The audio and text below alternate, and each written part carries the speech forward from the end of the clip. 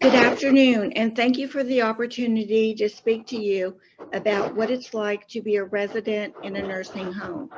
My name is Cindy Napolitan, and I live near Dallas, Texas. My daughter and I were diagnosed decades ago with multiple sclerosis. We were cared for by my husband until his sudden death in 2017.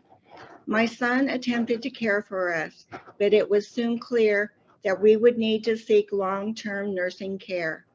It was a difficult process to find a facility and to transition to a new living situation while grieving all we had lost. We've lived in several facilities for over 4 years.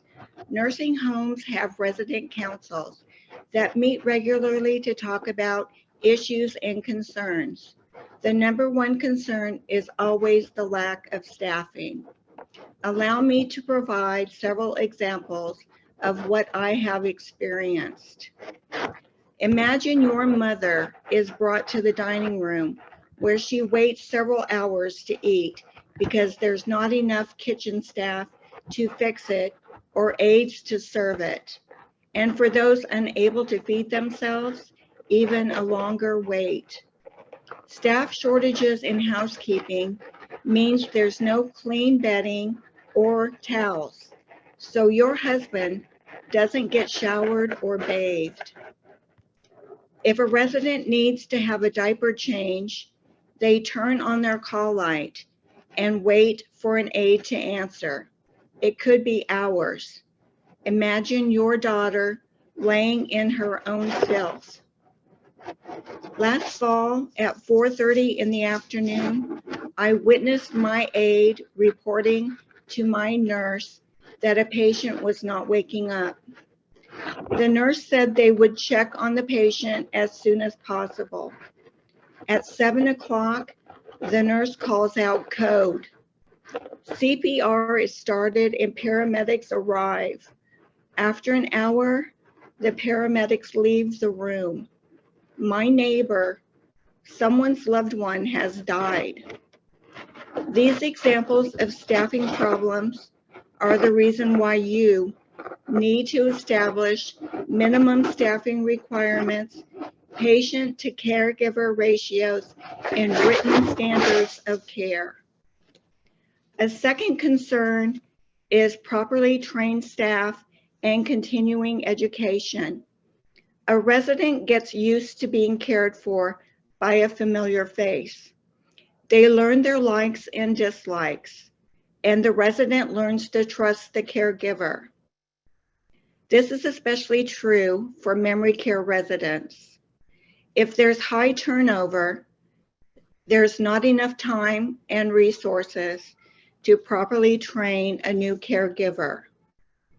In my facility, certified nursing aides are required to have 2 people operate the Hoyer lifting equipment. When my daughter is picked up and transferred with this lift, it's only one person, and sometimes she has to explain to them how to operate it. I'm able to use a sit-to-stand lift, and I've had to train them myself as to its operation. Establishing extensive continuing education is vital to the safety and well-being of every resident. Thirdly, my facility is nicely decorated with beautiful furniture and artwork. During the holidays, 8 Christmas trees are professionally decorated. Tours are given to possible residents and their families. They see the beauty of the outside, but don't get to see what really happens on the inside. Would you rather send your family member to a beautiful facility or to a long-term care facility that uses your Medicare and Medicaid tax dollars to improve patient care and to help ensure their quality of life? Establishing transparency of facility ownership and finances would help you answer that question.